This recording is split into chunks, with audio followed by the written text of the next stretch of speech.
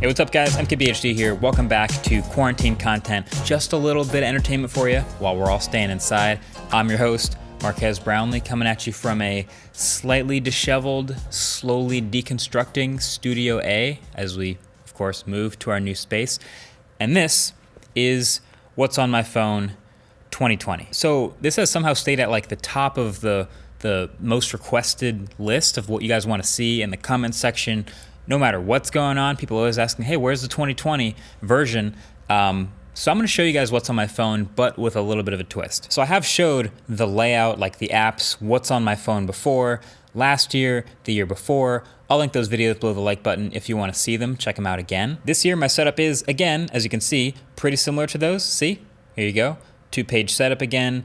Same general layout of the apps. I mean, I have Slack on here now instead of GroupMe, and maybe one or two other apps are different, but for the most part, you can see what's going on. It's very similar to before. But the plot twist, I guess, that you can see is the phone I'm using on the daily right now is the Samsung Galaxy S20 Ultra, as you can see.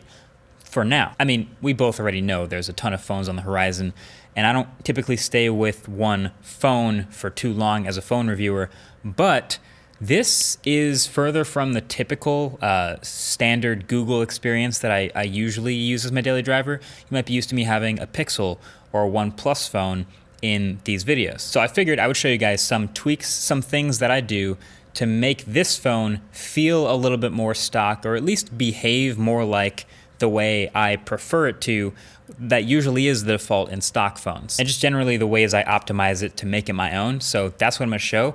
And before you even ask, yes, the wallpaper is first link below the like button if you wanna check it out. You don't have to ask for that in the comments. You're welcome. Let's get into it. Okay, so with Galaxy S20 Ultra, first thing of course I did was switch to 120 Hertz. You might recall it's set to 1080p 60 Hertz out the box.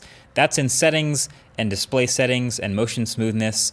You happen to not be able to switch to 1440p at this high refresh rate, as you're probably already aware, but I'll take 120 Hertz over a barely perceivable increase in pixels per inch any day. But then the second thing I've enabled is gesture navigation.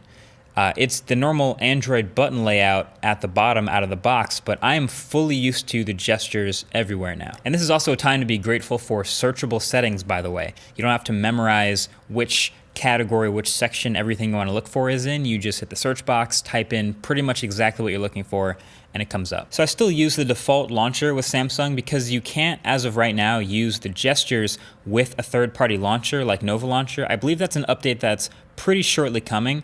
And I love Nova Launcher, but Samsung's launcher for now is pretty workable. First of all, I always go into home screen settings with a long press and change a few things in here. I always change the home screen grid size to 5x5 across instead of the default 4, which looks a little bit cartoony. And then in that same setting, I turn on swipe down for notification panel, so I can always swipe down into my notifications from anywhere instead of having to reach all the way up at the top. Big phones require big phone solutions, so without having big hands, you can always get to notifications. And then I always disable Samsung Daily, that screen to the left of the home screen that's on by default. I never use it. And then in the app drawer, I sort by alphabetical, which is what literally every other app drawer does by default except for Samsung's. And then that is pretty much it for my home screen behavior. So now it's working closer to the way I want it, but there's still a good amount of stuff to do for a Samsung phone. Number one, default apps. And Samsung's not the only one who's guilty of putting their own versions of apps on their phones, but there's always a couple things that I change that I use more often than the first-party alternative. So I'm always switching out Google Chrome to be my default browser, and I'm always grabbing the messaging app by Google. That's always my default texting app on any Android phone. And I also set Gboard, the Google keyboard, to be my default keyboard on every single phone, no matter what. Also, for those curious, I use Spotify for like 99% of my music listening, but I use Pocket Casts for podcasts, even though I could do that in Spotify just because there's more features in Pocket Casts. And then Bixby. We got to get rid of the last little bit of traces of Bixby. So by default, long pressing the power button will open Bixby. So if you go into the settings and search for side key, you can then set the double press of the power button to be whatever you want. Typically camera is easiest to remember.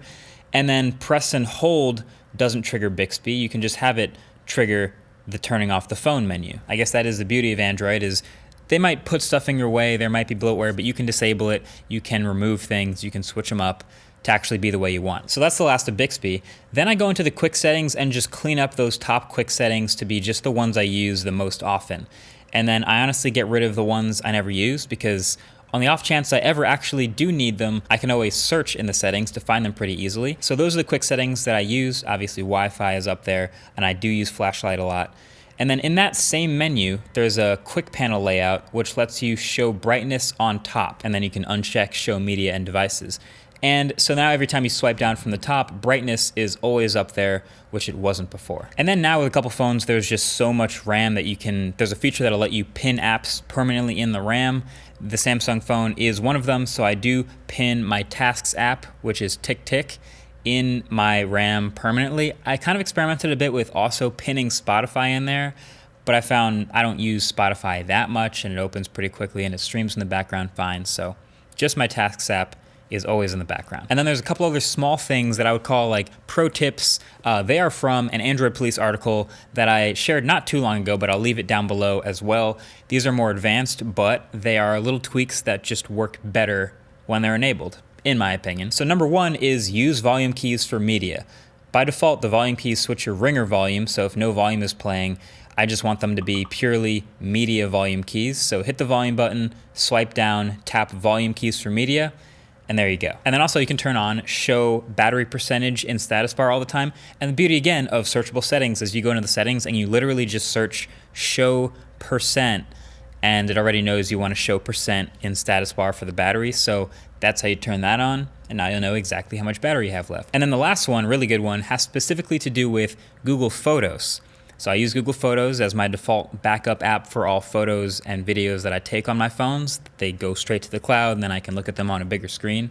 But to make sure they always upload as soon as you take the photo instead of hours later, there's a power optimization trick. So the advice to find this is to go into settings and search for optimize battery usage, then click into that, then click at the top, optimize battery usage, then switch to viewing all apps, then search for photos, and when you get the Photos app, deselect it. And so now that it's out of that power optimization, it will use as much power as it needs to keep you firmly up to date and always upload your photos right as soon as you take them. So there you have it. If you do all of these things, you're now running your Samsung phone just like my Samsung phone. Of course, there's a bunch of tips that you can pick up for your own setup. And I will say, if you have your own setup tricks, leave those in the comment section below. I'll heart some of my favorite ones that can also give a better, more optimized experience. And really, I don't have to do all of this work for every phone I use. With some, there's way less, and the defaults are typically how I like them. With some others, there's a lot more work to do.